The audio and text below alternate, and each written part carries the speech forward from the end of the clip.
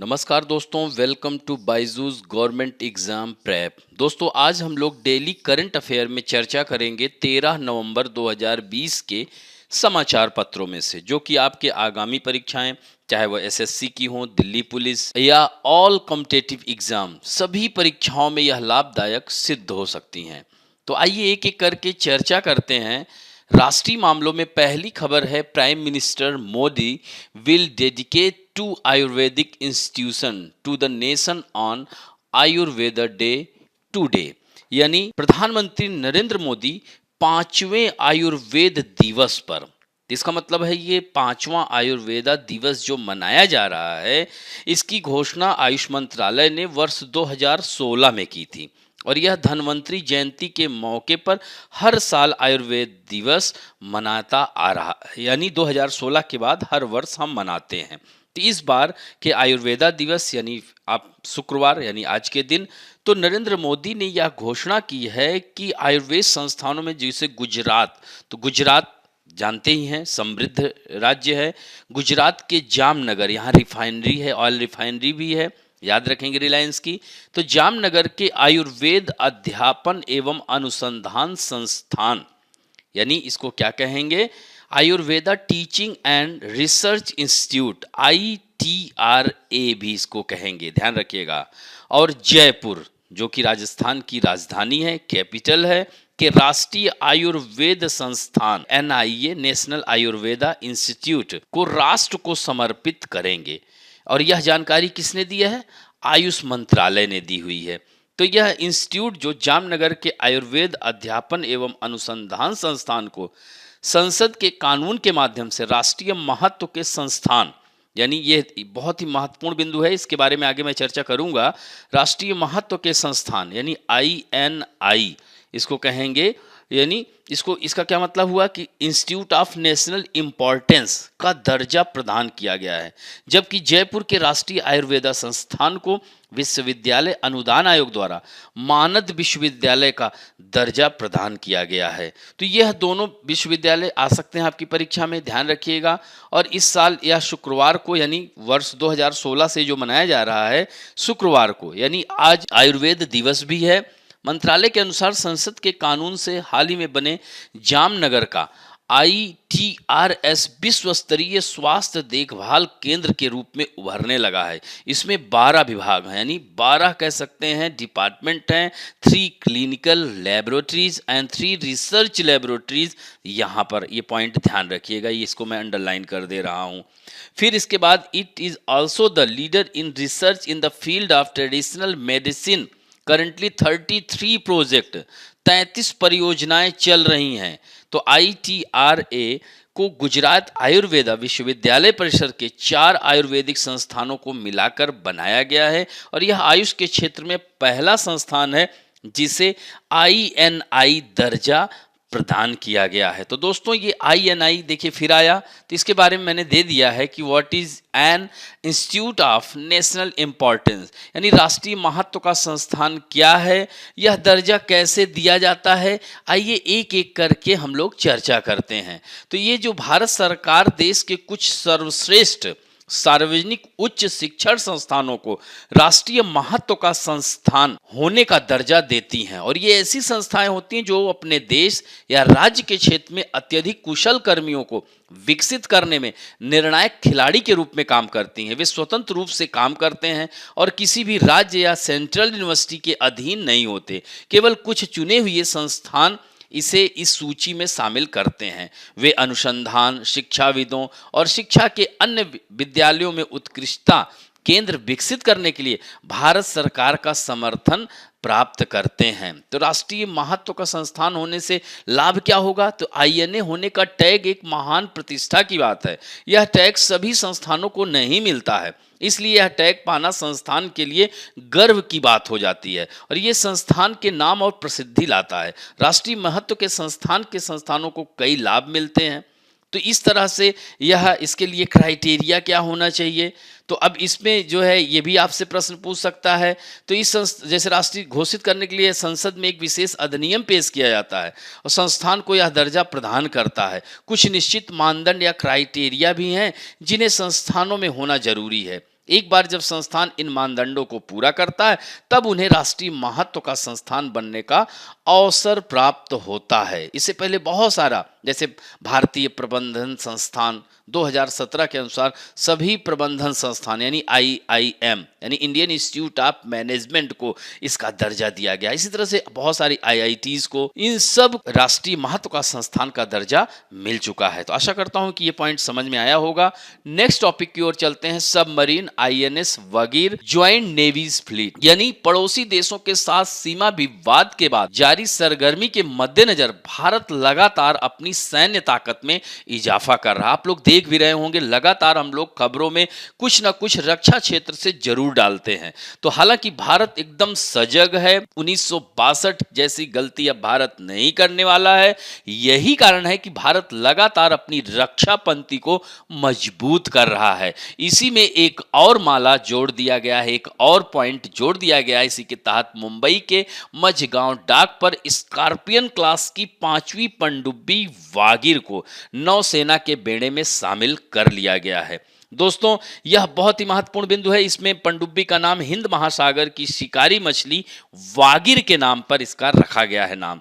तो पहली वागीर पनडुब्बी रूस से प्राप्त की गई थी, जिसे भारतीय नौसेना में 3 दिसंबर 1973 को शामिल किया गया था और 7 जून 2001 को 3 दशक की सेवा के बाद इसे रिटायर कर दिया गया था, सेवा मुक्त कर दिया गया था। यह ध्यान रखेंगे दोस्तों। अब इसमें जैसे कि रडार से बचने के लिए पनडुब्बी में आधुनिकतम टेक्नोलॉजी का भी इस्तेमाल किया जा रहा है, जिससे कि रक्षा पंक्ति और मजबूत की जा सके। यह पनडुब्बी टारपीडो से हमला करने के साथ और ट्यूब से लॉन्च की जाने वाली पोतरोधी मिसाइलों को पानी के अंदर और सतह से छोड़ सकती है। यह भी पॉइंट बहुत ही इंपॉर्टेंट है। नेक्स्ट है, यह जो पनडुब्बी बनाई जा रही है किस प्रोजेक्ट के तहत, यह भी ध्यान रखना, ऐसे प्रश्न पूछ लेगा। तो प्रोजेक्ट 75 के तहत 6 सबमरीन तैयार करने पर काम कर रहा है। मझगांव डाक शिप बिल्डर्स लिमिटेड और फ्रांस की कंपनी नावल ग्रुप DCNS के सहयोग से स्कॉर्पियन क्लास सबमरीन के प्रोजेक्ट पर काम चल रहा है। दोनों कंपनियों के बीच 6 सबमरीन तैयार करने के लिए 2005 में, ये भी डेट याद रखिएगा, इन 2005 यह जो है दोनों में करार हुआ था। ध्यान रखिएगा, the agreement was sign between two companies in 2005 to produce 6 submarines। ध्यान रखेंगे, इसी प्रोजेक्ट के तहत वागीर पनडुब्बी को अरब सागर में भारत की ताकत को नई बुलंदियों तक पहुंचाएगी। और दोस्तों, इससे पहले अब देखिए बात क्या की जा रही, 5वीं है। तो आपके मन में प्रश्न आ रहा होगा कि इससे पहले 4 कौन कौन सी हैं। तो यहां पर आप देख सकते हैं, दिया हुआ है INS कलावरी, इसकी भी चर्चा कर चुका हूं, INS खांडेरी, INS करंज, INS वेला, चौथी वेला थी और 5वीं है INS वागीर। ध्यान रखेंगे दोस्तों, तो यहीं से प्रश्न आपसे बनते हैं। और अब INS वागशीर भी जल्द ही लॉन्च होगी, ध्यान रखिएगा, आगामी दिनों में। तो यहां पर इसका नाम भी ध्यान रखेंगे। तो यह महत्वपूर्ण खबर है। अब हम बात करते हैं अंतर्राष्ट्रीय मामलों में। India will host SCO conference for the first time, also sent invitation to Pakistan. यानी इस समय आप देख सकते हैं कि पाकिस्तान और चीन के बीच तनातनी के बावजूद भी भारत ने पाकिस्तान को न्योता भेजा है, क्योंकि भारत पहली बार होस्ट कर रहा है संघाई कोऑपरेशन यानी संघाई सहयोग संगठन। दोस्तों, इसके बारे में मैं पहले भी खूब सारी चर्चा कर चुका हूं, आपको पता भी होगा। संघाई सहयोग संगठन की स्थापना 2001 में हुई थी। तो भारत पहली बार 30 नवंबर को होने वाली इस वर्चुअल सम्मेलन की मेजबानी करने वाला यानी होस्ट करने वाला है। और इस सम्मेलन के लिए पाकिस्तान समेत 8 सदस्य देशों को न्योता भेज दिया गया है। भारत और पाकिस्तान इसके स्थायी सदस्य 2017 में बने थे। भारत और पाकिस्तान के अलावा SCO में और कौन कौन से हैं, रूस है, चीन है, कजाकिस्तान है, किर्गिस्तान है, तजाकिस्तान है और उज्बेकिस्तान। दोस्तों, ये देश भी याद रखिएगा, इनकी राजधानियां मैं पहले भी बता चुका हूं, जैसे उज्बेकिस्तान की ताशकंद, तजाकिस्तान की दुशांबे, किर्गिस्तान की बिश्केक, इन सब की चर्चा कर चुका हूं।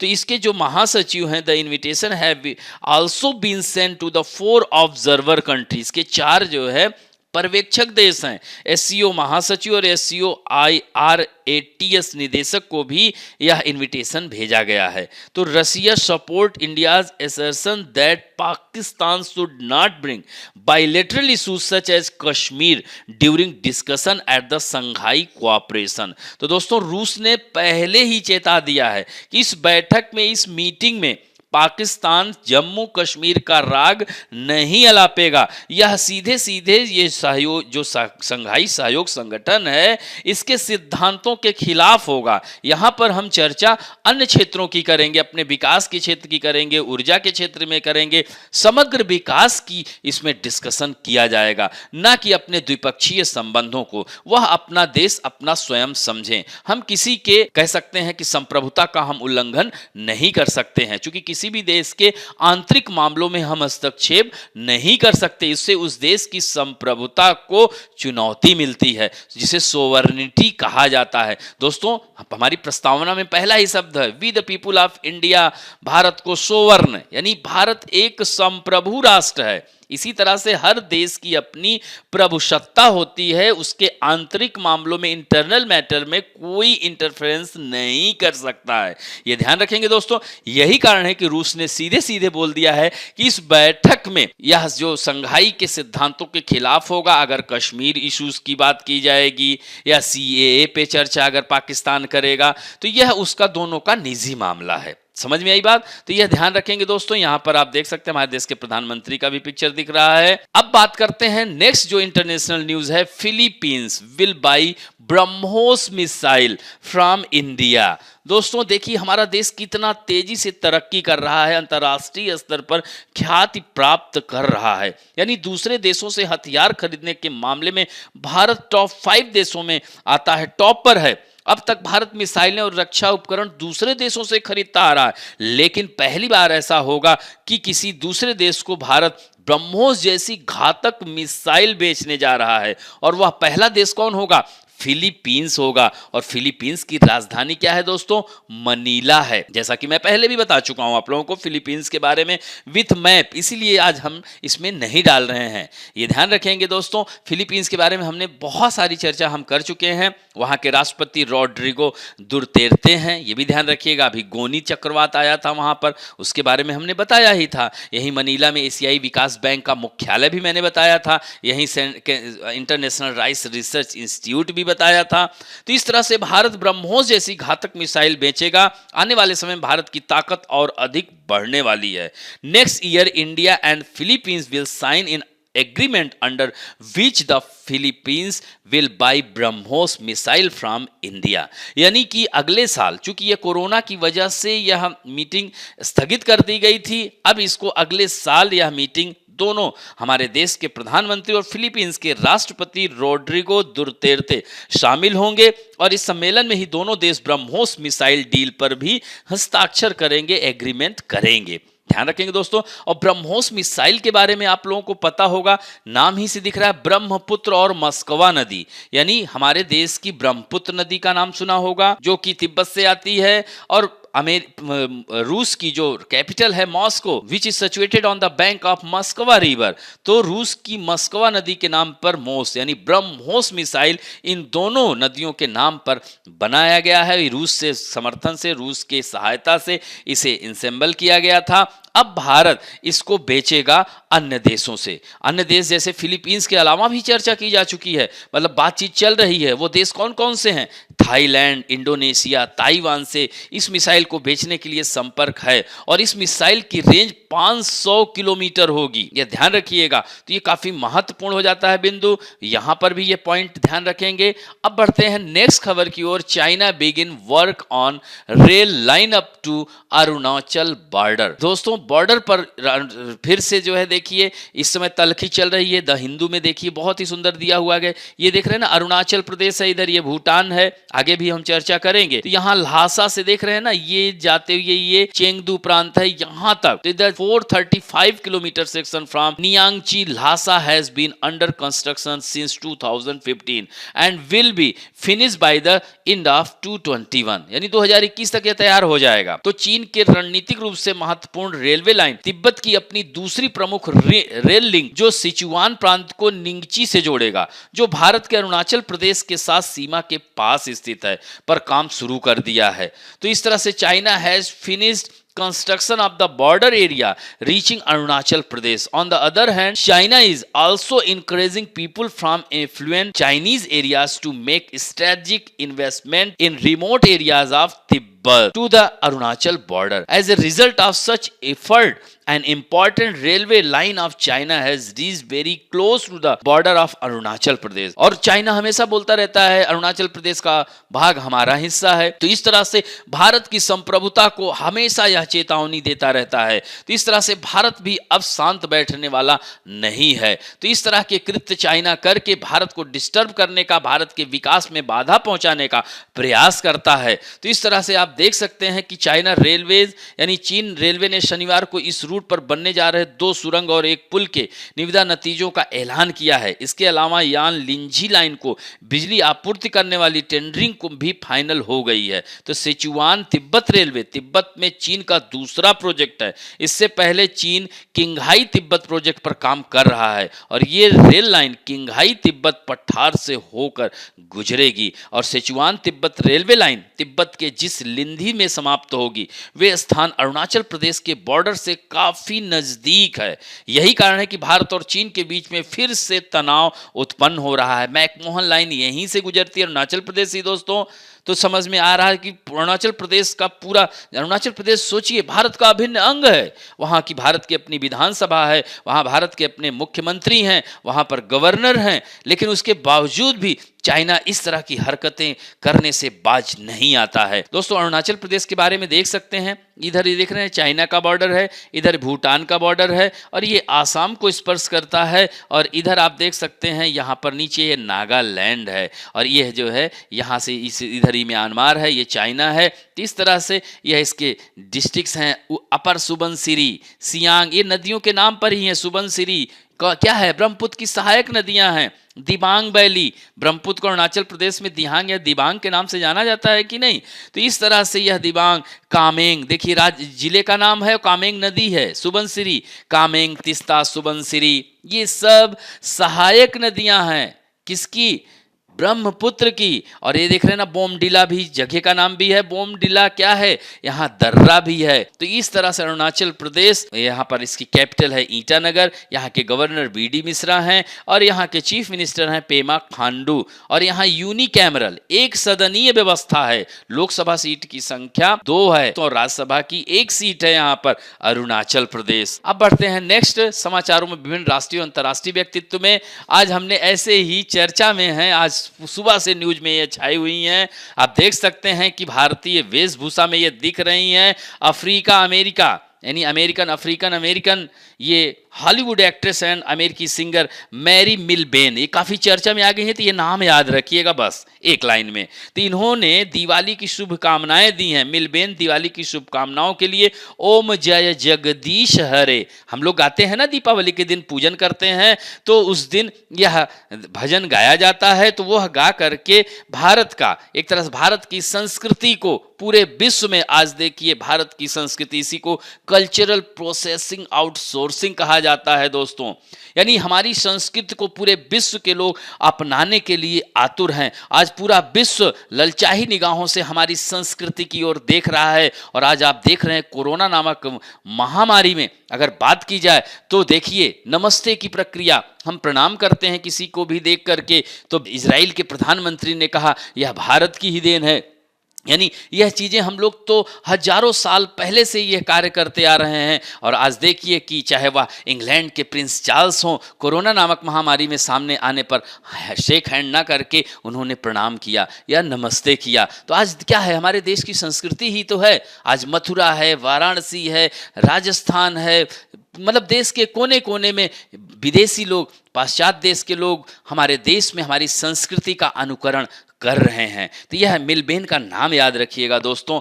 नेक्स्ट है बैंकिंग और वित्त संबंधी समाचारों में आत्मनिर्भर भारत। जैसा कि कोरोना नामक महामारी में एक नया शब्द हमारे देश के प्रधानमंत्री लेकर आए, आत्मनिर्भर भारत। ऐसा बहरहाल यह हमारे देश में शुरू से रहा है। आत्मनिर्भर की बात तो अगर देखा जाए तो हम स्वतंत्रता आंदोलन के समय भी आत्मनिर्भर भारत की, स्वदेशी अपनाओ का नारा दिया करते थे। चाहे 1905 की बात हो तो चाहे महात्मा गांधी जी भी, वो भी स्वदेशी वस्तुओं की बात करते थे। तो इस तरह से यह बहुत सारी बातें महत्वपूर्ण हो जाती हैं और ये आत्मनिर्भर भारत 3.0 की घोषणा कर दी गई है ऐसे समय में जबकि भारत की अर्थव्यवस्था, इवन वैश्विक अर्थव्यवस्था लड़खड़ा गई है। ऐसे में सुस्ती से जूझ रही हमारी इकोनॉमी को सहारा देने के लिए भारत सरकार ने, एवं वित्त मंत्री निर्मला सीतारमण हैं, इसके तहत 2,65,080 करोड़ रुपए के 12 उपायों की घोषणा की है। इसमें जैसे फर्टिलाइजर के लिए 65,000 करोड़,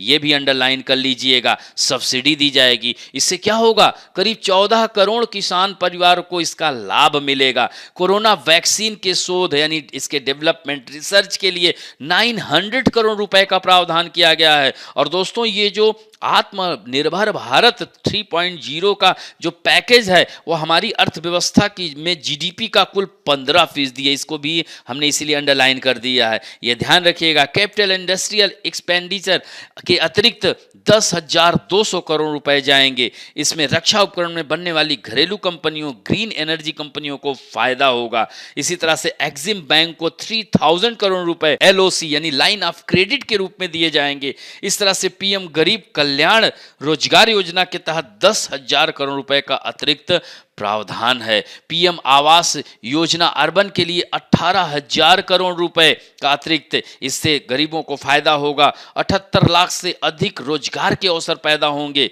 तो ये सारे पॉइंट हमने डाल दिए हैं। इसी तरह से आप देखिए, कामत कमेटी की सिफारिश के मुताबिक 26 दबावग्रस्त यानी as per the recommendation of Kamath committee benefit have been given under ECG LGS for 26 stressed sector and health sector यानी emergency credit line guarantee scheme, इसी को ECGLS कहा जाता है दोस्तों, को मार्च 2021 तक बढ़ा दिया गया है। यह योजना कब तक रहेगी? 31 मार्च तक रहेगी। अगला है, रोजगार को बढ़ावा देने के लिए आत्मनिर्भर भारत योजना की भी घोषणा की गई है। इससे क्या होगा, संगठित क्षेत्र में रोजगार को बल मिलेगा। पंजीकृत EPFO प्रतिष्ठान से जुड़ने वाले कर्मचारियों को इसका फायदा मिलेगा। ध्यान रखेंगे दोस्तों। नेक्स्ट है पुस्तकें और पुरस्कार। जैसा कि बराक हुसैन ओबामा आज चर्चा में आ गए हैं, आप लोगों ने भी न्यूज में देख रहे होंगे, सुबह से आ रहा है। खासकर उन्होंने अपनी पुस्तक में प्रधानमंत्री, हमारे देश के प्रधानमंत्री और यूपीए की चेयरपर्सन अध्यक्ष सोनिया गांधी का जिक्र कर दिया है। साथ साथ उन्हीं के पुत्र भारतीय राष्ट्रीय कांग्रेस के अध्यक्ष भी रहे हैं, अभी फिर से उनको अध्यक्ष बनाने की बात चल रही है, उनकी चर्चा कर दिए हैं। उन्होंने राहुल गांधी को कहा कि ओबामा का कहना है कि राहुल गांधी में एक ऐसे घबराए हुए छात्र के गुण हैं जो अपना पाठ्यक्रम तो पूरा कर लिया है, वो अपने शिक्षक को प्रभावित करने की चाहत रखता है, लेकिन उसमें विषय में महारत हासिल करने की योग्यता या फिर जुनून की कमी है। ऐसे में पूरा चर्चा में आ गए हैं। यह पूर्व राष्ट्रपति हैं अमेरिका के, यह 44वें राष्ट्रपति थे, याद रखिएगा। 45वें डोनाल्ड ट्रंप थे और 46वें अभी बने हैं जोसेफ बाइडेन। और दोस्तों यह इलिनॉयस से सीनेटर भी रहे हैं, इलिनॉयस स्टेट है बराक हुसैन ओबामा। इनकी पुस्तकें चूंकि अभी चर्चा में है तो इनकी पुस्तकें याद रखिएगा, कई बार आप लोग परीक्षाओं में आई हुई है। तो ड्रीम्स फ्रॉम माय फादर ये कई बार आई हुई है।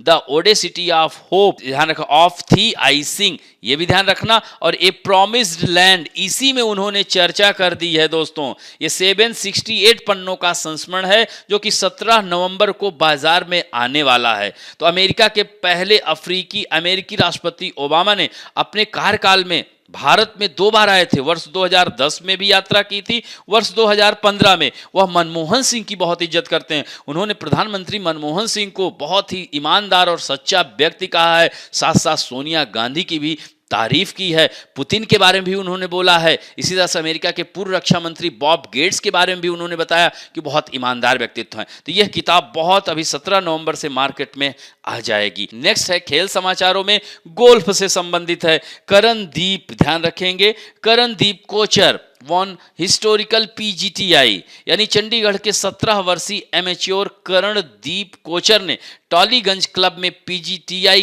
प्लेयर्स गोल्फ चैंपियनशिप जीतकर नया इतिहास रच दिया है और यह सबसे युवा खिलाड़ी और पहले भारतीय एमेच्योर बन गए हैं। क्यों? क्योंकि कोचर 17 साल और 5 महीने की उम्र में पीजीटीआई में कोई खिताब जीतने वाले सबसे युवा खिलाड़ी बन गए हैं। उन्होंने शुभंकर शर्मा का रिकॉर्ड तोड़ा है, जिन्होंने 2014 में कोच्चि में 17 साल 8 महीने की उम्र में एक खिताब जीता था। यह भी चर्चा में सीधे नाम पूछ लेगा कि यह किस खेल से संबंधित है। अगला है महत्वपूर्ण दिवस में, आज हम लोग बात करेंगे वर्ल्ड काइंडनेस डे, विश्व दयालुता दिवस।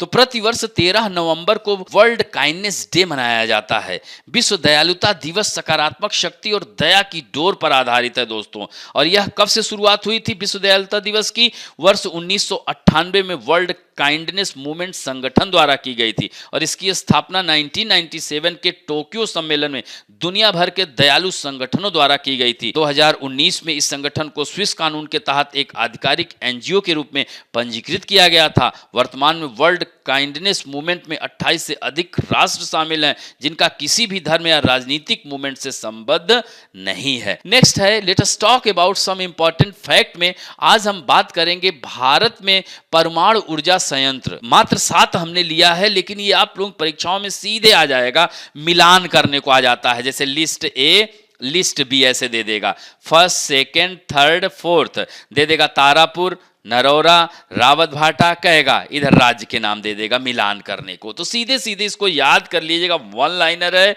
तो तारापुर कहाँ है? महाराष्ट्र में। इसका 1400 मेगावाट इसकी क्षमता है और यह क्या है? बॉइलिंग वाटर रिएक्टर, BWR और PHWR, pressurised heavy water reactor का टाइप है। ये भी पूछ लेता किस प्रकार का है, और ये कहाँ है दोस्तों? महाराष्ट्र में। इसी तरह से राजस्थान से रावत भाटा, ध्यान रखेंगे ये भी PHWR है और 1180 मेगावाट इसकी क्षमता है। इसी तरह से Kudankulam nuclear power corporation of India limited इसका जो है संचालित करती ऑपरेटर है और ये कहाँ अवस्थित है? तमिलनाडु में। सीधे मिलान करने को आ जाएगा, ऐसे बना लीजिए, तमिलनाडु, कुडनकुलम, रावत भाटा राजस्थान, महाराष्ट्र में आपने देखा है ही तारापुर। इसी तरह से जो है कैगा कर्नाटक में है, ये देखिए का से कर्नाटक कैगा, याद रखेंगे 880 मेगावाट है। इसी तरह से काकरापार, ये कहाँ है? गुजरात में है। काकरापार परियोजना भी है, हाइड्रो इलेक्ट्रिक पावर प्रोजेक्ट भी है, तो तापी नदी पर है, वहीं पर है। तो nuclear power corporation of limited, तो ये 440 मेगावाट इसकी क्षमता है। इसी तरह से कलपक्कम है, ये कहाँ है? तमिलनाडु में ही है। और नरोरा उत्तर प्रदेश, बुलंदशहर सुना होगा दोस्तों, nuclear power corporation of India limited Uttar Pradesh में है। तो ये सीधे मिलान करने को आता है। आज हमने बहुत सरल लिया है, ध्यान रखेंगे दोस्तों। अब आते हैं आप लोगों के सेक्शन में, जो कि आप लोगों ने आज भी यानी कल बहुत ही अच्छा उत्तर दिया था, लेकिन कुछ लोग जल्दबाजी में कल किताब का नाम का उत्तर गलत दे दिए थे। ये ध्यान रखिएगा, वो रस्किन बॉन्ड की बुक थी, कई लोगों ने डेरेक ओब्रायन बोल दिया था। तो ये ध्यान रखेंगे आप लोग जल्दबाजी में, मैंने यही कहा है कि जल्दबाजी में उत्तर नहीं देंगे। उत्तर देने वालों में है ऋषि, चिराग गुप्ता, शुभश्री साहू, विक्की, सूरज उपाध्याय, ज्ञान रंजन साहू, अपूर्वा और जो है वैष्णवी, दीपक, अरिंदम अधिकारी, सत्य प्रकाश यादव, मिली और अजीज अंसारी, विश्वजीत कुशवाहा, इन सब लोगों ने, प्रवीण कुमार जी ने, इन सब लोगों ने बहुत ही जल्दी उत्तर देने का प्रयास किया है और आशा करता हूं कि आज का भी उत्तर आप लोग बहुत ही तीव्र वेग से देंगे, बहुत तेजी से देंगे। तो पहला क्वेश्चन आपके सामने है, from which year the ministry of AYUSH has been celebrated Ayurveda day every year on the occasion of Dhanvantari Jayanti? तो किस वर्ष था दोस्तों बताइएगा, 2012, 14 या 16 या 18 में? नेक्स्ट है, स्कॉर्पियन क्लास की 5वीं पनडुब्बी वागिर INS वागिर का नाम किस पर रखा गया है? समुद्री घोड़े पर, या मछली का नाम है, या मेढक है, या घड़ियाल है? इसी में से आपको बताना है। थर्ड क्वेश्चन है, निम्न में से कौन शंघाई सहयोग संगठन का सदस्य नहीं है? रूस, चीन, कजाकिस्तान, मंगोलिया। इसी में से आपको बताना है दोस्तों, मैं जो न्यूज था उसमें बताया था। नेक्स्ट है, भारत में ब्रह्मोस मिसाइल खरीदने वाला पहला देश कौन बन जाएगा? यानी भारत से ब्रह्मोस मिसाइल, खतरनाक मिसाइल, मैंने इसको खबर में चर्चा की थी, तो बताना होगा थाईलैंड, फिलीपींस, इंडोनेशिया या ताइवान। है तो चारों से बात चल रही है, लेकिन पहला देश कौन होगा जिससे जो कि ब्रह्मोस मिसाइल भारत से खरीदेगा? नेक्स्ट है, अरुणाचल प्रदेश की राजधानी क्या है? अक्सर पूछ लिया जाता है आप लोगों से, खासकर ये नॉर्थ ईस्ट, ध्यान रखिएगा यहां से प्रश्न आ जाते हैं तो लोग गलतियां कर जाते हैं, ध्यान रखना, तो ये महत्वपूर्ण हो जाता है। तो इसमें अरुणाचल प्रदेश की कैपिटल क्या है? कोहिमा है, ईटानगर है, आइजोल है, या इम्फाल है? बहुत सरल प्रश्न है। नेक्स्ट है, मैरी मिलबेन किस देश की हैं? काफी चर्चा में है दोस्तों। उन्होंने ओम जय जगदीश हरे भजन गा दिया था, यही कारण है कि आज पूरे देश में, आज सारे समाचार पत्रों में, सारे न्यूज चैनल में वो छाई हुई हैं। तो अमेरिका की हैं, इंग्लैंड की हैं, फ्रांस की हैं, या जर्मनी की हैं? हॉलीवुड एक्ट्रेस एंड सिंगर हैं। नेक्स्ट है, इकॉनमी को सहारा देने के लिए सरकार ने आत्मनिर्भर भारत 3.0 के तहत जीडीपी का कितना प्रतिशत देने की घोषणा की है? मैंने इसी में बताया है, तो 10%, 12%, 15% या 16%? सोच समझ कर उत्तर दीजिएगा प्यारे बच्चों। नेक्स्ट है, ए प्रॉमिस्ड लैंड पुस्तक के लेखक कौन हैं? आज वो भी चर्चा में है। George W Bush, Barack Hussein Obama, Derek O'Brien, या डोनाल्ड ट्रंप की बुक है? जल्दी से बताइए। नेक्स्ट है, विश्व दयालुता दिवस कब मनाया जाता है? 11 नवंबर, 12 नवंबर, 13 नवंबर या 14 नवंबर? When is world kindness day celebrated? Next है, कर्णदीप कोचर का संबंध किस खेल से है? बिलियर्ड से है, शतरंज से है, गोल्फ से है, या हॉकी से है? इसी में से आपको उत्तर देना है दोस्तों, और यह बहुत तीव्र वेग से, तेजी से उत्तर दीजिएगा, जल्दबाजी नहीं करिएगा। आप सब में खूबी है, मैं जानता हूं ये आप ह्यूमन एरर करते हैं, जल्दबाजी में उत्तर देते हैं। आप सभी इन सारे उत्तरों को ठीक करेंगे, ऐसा मैं आशा करता हूं। और आज का वीडियो दोस्तों अगर अच्छा लगे तो प्लीज अपने दोस्तों को भी लाइक, शेयर और सब्सक्राइब करना, बेल आइकॉन दबाना नहीं भूलें, जिससे कि आपको नोटिफिकेशन मिलता रहे विभिन्न क्लासेस की। आप देख रहे हैं इस समय क्लासेस चल रही हैं, प्रैक्टिस क्वेश्चन चल रहे हैं, तो इन सब का लाभ जैसे आपको मिलता रहे। थैंक यू दोस्तों।